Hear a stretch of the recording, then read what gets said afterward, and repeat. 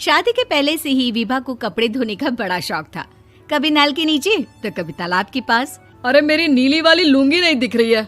विभा की अम्मा, कहाँ रखी है लुंगी? अरे वो तो विभा ने परसों ही धोकर रखी थी आपकी अलमारी में, देखो वहीं होगी। वो ना मैंने आज धो दी, मुझे लगा कि गंदी हो गई होगी। अरे कैसे गंदी हो गई थी, उसे तो मैंने पहना भी नहीं। हे भगवान, इस लड़की के कपड़े धोने की आदत से परेशान हो गया हूँ मैं। जितना तो घर में राशन नहीं आता, उससे कहीं ज्यादा डिटर्जेंट पाउडर का खर्चा है। इसकी शादी करवा दो, शादी जाए अपने घर में ही करे काम, फिर चाहे घर के कपड़े धोने हो या पूरे गांव के। हाँ ठीक बोल रही हूँ, देखता हूँ मैं कोई लड़का। वो दिन भी आ जाता है जब विभा को देखने लड़के वाले आ जाते हैं। लड़की मुझे अच्छी लगी। होने वाली सास कहती है, बेटी अगर कुछ पूछना है तो पूछ लो। वैसे तो हमारी लड़की बहुत ही शर्मीली है, जो बोल दो वो मान लेती है, इसे क्या पूछना होगा। अरे कैसी बात कर रही हो माँ, मुझे इन लोगों के घर रहना है, सवाल तो कई है। हाँ हाँ बेटा, पूछ लो ना, क्या पूछना है। आप लोगों के घर कपड़े कौन धोता है? सास का मुंह बन जाता है।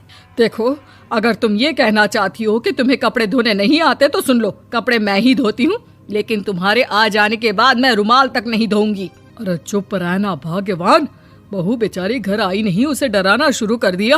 वो क्या है ना बिटिया, अभी तक तो ये कल्लू की माँ ही धोती थी, लेकिन अब तुम्हारे पापा तो दहेज में वॉशिंग मशीन देंगे ही। तभी विभा की माँ बोल पड़ती है, सवाल भी पूछा तो क्या। वैसे भाई साहब, मशीन की तो फिर भी कपड़े धोने की कैपेसिटी होती है। मतलब जो बिटिया दे रहे हैं ना विभा, इसे कपड़े धोने का बहुत शौक है। ये आप लोगों के क्या, आस पड़ोस गांव मोहल्ले सबके कपड़े धो दे और उफ तक ना करे। बाहर देखा नहीं आपने कितने कपड़े सूख रहे हैं, सब हमारी बिटिया ने ही तो धोए हैं। बस भी करो ना माँ, शर्म आ रही इतनी तारीफ सुनकर। और तो और एक दाग निकाल कर दिखाओ तो मान जाऊं। हाँ अच्छा, माफ करना बेटा, मैंने गलत समझा। हमें तो रिश्ता बहुत पसंद है। और ऐसे जुड़ जाता है रिश्ता कपड़े धोने का शौक रखने वाली विभा का। उसकी शादी हो जाती है कोयला फैक्ट्री में काम करने वाले कल्लू के साथ। शादी के बाद अचानक विभा चिल्लाती हुई सास के पास आती है। सासू माँ, अरे सासू माँ कहाँ है आप? ये तो धोखा है, धोखा दिया आप लोगों ने मुझे। इसे ससुर के चक्कर के बारे में पता चल गया। अरे तो उसमें तुझे क्यों धोखा मिला है? अरे नल में पानी नहीं आता, कपड़े कैसे कब धुलेंगे? अच्छा, तू पानी नहीं आ रहा उसकी बात कर रही है। तो आपने क्या सोचा? कुछ नहीं। अच्छा, तेरी माँ ने कहा था कि कपड़े धोने का शौक है तुझे, याद आया मुझे। शौक बोलकर कपड़े धोने वाले मेरे जुनून को कम ना आके सासू माँ, कपड़ा धोना मेरा गुरूर है। तभी पति भी वहाँ आ जाता है। अभी मैंने इसे सनी देओल की फिल्म दिखाई है, उसी के डायलॉग मार रही है माँ। अच्छा सुन, साफ साफ बता रही हूँ, पानी सुबह 4 से 6 और शाम को 10 से 12 आता है, समझी? विभा टाइमिंग सुनकर हैरान हो जाती है। ये क्या भूतों का मोहल्ला है? सुबह 4 बजे उठकर कौन कपड़े धोता है? 4 बजे टंकी में पानी जाता है, फिर सारा दिन धोना ना, किसने मना किया?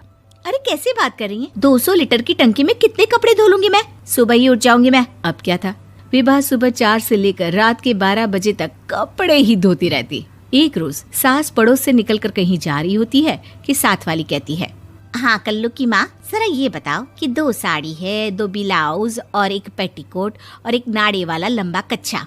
हाँ तो? अरे तो क्या, कितना लोगी धुलाई ये बताओ। धोबन दिख रहे हैं हम क्या? हमारे पति सरकारी नौकरी से अभी रिटायर हुए हैं और बेटा सुपरवाइजर है कोयला फैक्ट्री में। धोबन समझ रखा है हमें? हाय रे कल्लू की अम्मा, माफ कर दो, वो तो मोहल्ले में यही सब बता रहे थे कि तुमने बहू को कपड़ा धुलवाने के काम में लगा दिया है। सास को पड़ोसन की बात सुनकर गुस्सा आ जाता है। वो घर पहुंचती है जहां घर के बाहर ही इतने सारे कपड़े सूख रहे होते हैं जितने कि किसी धोबन के घर पर। अरे ओ कल्लू की दुल्हन, बाहर निकल। माँ जी यहीं आ जाओ, बाथरूम में चादर धो रहे हैं हम। अरे अभी हम धोते हैं, तुमको बाहर निकलो। ये आस पड़ोस वाले बोल रहे हैं कि हम बहू से कपड़े धुलवा कर उसे कपड़ा धोने वाली बना दिए हैं। अरे छोड़ो ना माँ जी, किन लोगों की बातों में आती हो? आस पास के लोगों का तो काम ही होता है कि वो किसी तरह सास बहू को लड़ा दे। बहू सारे घर के कपड़े धोती है, ये क्या कम है? बोलिए। सास को भी लग जाता है कि वो बहू का ये सनकीपन नहीं छुड़वा सकती, इससे अच्छा है कि खुद ही चुप हो जाए।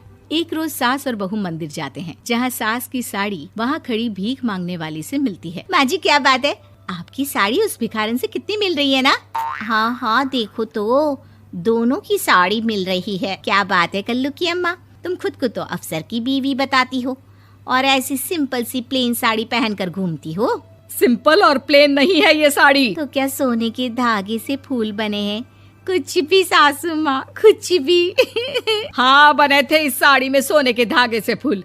मेरे पति लेकर आए थे मद्रास से स्पेशली मेरे लिए 10,000 की। ताहे भाई साहब इस भिखारन के लिए भी सेम टू सेम साड़ी लेकर आए होंगे 10,000 की। सास उस वक्त कुछ नहीं कहती, लेकिन बहू के साथ घर आती है और अलमारी से एल्बम निकाल कर लाती है। ये साड़ी देख रही है, ये वही साड़ी है जिसे मैंने अभी पहना था। इस साड़ी में ये जो चमकदार फूल दिख रहे हैं ना, ये सोने के धागों से काढ़े गए हैं। लेकिन तू लोकल वॉशिंग मशीन ब्रश से घिस घिस कर सारे फूलों को निकाल कर साड़ी प्लेन कर दी। मुझे माफ कर दीजिए सासू माँ। और तो और, जब मैंने तुझे तेरी गलती के लिए कुछ नहीं कहा, लेकिन तूने तो सबके सामने मेरा मजाक ही बना दिया। क्यों? बहू को समझ में आ जाता है कि अब से उसका कपड़े धोना बंद।